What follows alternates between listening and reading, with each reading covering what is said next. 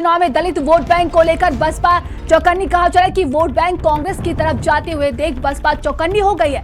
कांग्रेस ने बसपा नेताओं को अपने पाले में करने के लिए रणनीति बनाई है। तो दलित वोट बैंक पर कहा जा रहा है कि 4 दशक पुराना वर्चस्व दोबारा स्थापित हो सके, जिसके लिए बसपा रणनीति बना रही है। कांग्रेस की इस रणनीति से बसपा यूपी में और कमजोर होगी। दूसरी ओर कांग्रेस का पलड़ा सपा पर भारी होता जाएगा। तो देखिए, कहा जा रहा है कि कांग्रेस की इस रणनीति से बसपा यूपी में और कमजोर हो जाएगी। दूसरी ओर कांग्रेस का पलड़ा सपा पर भारी होता जाएगा। और ज्यादा जानकारी के साथ संवाददाता संजय चौहान हमारे साथ जुड़ गए। संजय, देखिए, उपचुनाव को लेकर तैयारियां चल रही है। कहा जा रहा है कि वोट बैंक को लेकर नई नई रणनीतियां बनाई जा रही है।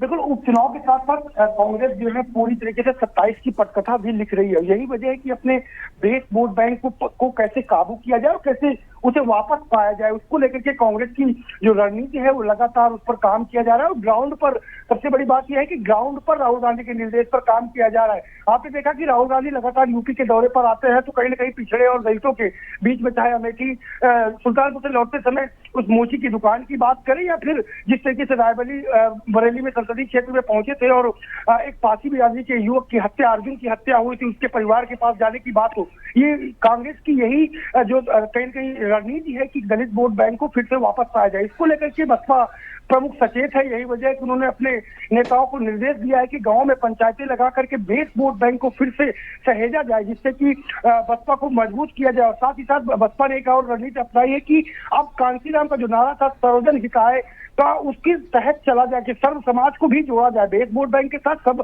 सर्व समाज को जोड़ा जाए, जिससे बसपा को एक बार फिर से मजबूती पाई जाए। लेकिन वहीं कांग्रेस ने इसकी काट के लिए अपने बसपा के जो आए हुए नेता हैं, जो कांग्रेस में शामिल हुए, चाहे नसीरुद्दीन की बात कर ले या और नेता ऐसे हैं, इमरान मसूद की बात कर ले, ऐसे नेताओं को भी आगे किया है। और साथ ही साथ जो दलित बड़े चेहरे हैं, चाहे पीएल पुनिया की बात करें, ऐसे तमाम चेहरे हैं, उनको भी आगे किया है कि दलित बस्तियों में जाकर के उन्हें बताए कि कांग्रेस की सरकार के दौरान उनके हक में किस तरीके से इजाफा हुआ, उनके आरक्षण, उनके हक, उनके जो तमाम चीजें थी उन्हें कैसे लाया गया और इस सरकार में आने के बाद उनके आरक्षण में किस तरीके से चोरी की जा रही है, उनके हक हुकूक को कैसे छीना जा रहा है। इन तमाम मुद्दों को लेकर के गांव-गांव कांग्रेस के जो वरिष्ठ नेता है वो पहुंच रहे हैं। और यही रणनीति है कि 27 के साथ साथ उपचुनाव में भी बेस तैयार हो। जिस तरीके से यूपी में कांग्रेस के हालात है उसमें कहीं ना कहीं लोकसभा के परिणाम ने उन्हें इजाफा दिया है, तो अब ये जीत की लय को बरकरार रखने का प्रयास कांग्रेस का चल रहा है। जी नंदिनी।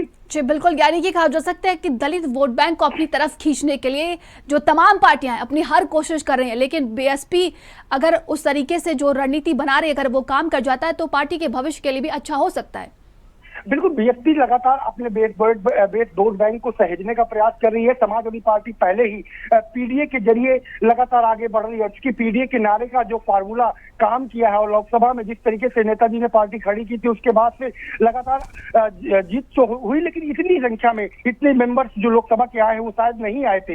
यही वजह है कि और कांग्रेस भी अब इसी जो रणनीति है उस पर काम कर रही है और दलितों को अपने पक्ष में करने का, क्योंकि दलित और मुस्लिम कहीं ना कहीं कांग्रेस का अपना बेस वोट बैंक हुआ करता था, लेकिन जब से बीएसपी खड़ी हुई और उसके बाद समाजवादी पार्टी खड़ी हुई तो ऐसे में कांग्रेस को यहाँ पर यूपी में सूखे का हालात देखने पड़ रहे हैं लगातार।